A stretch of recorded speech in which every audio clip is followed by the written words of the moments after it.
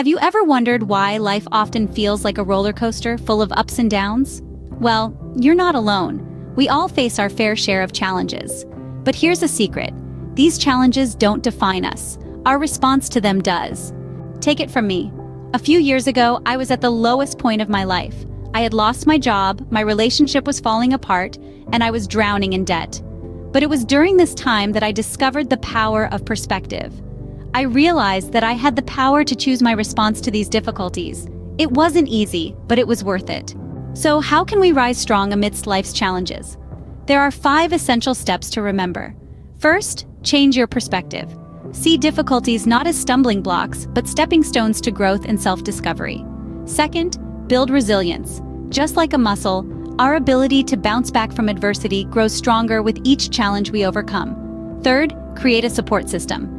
Don't be afraid to lean on friends, family, or professionals. Sharing your burdens can lighten the load and provide you with much-needed perspective. Fourth, practice self-compassion. Remember, we're all human and it's okay to stumble. Be as kind to yourself as you would be to a dear friend. And finally, find your purpose.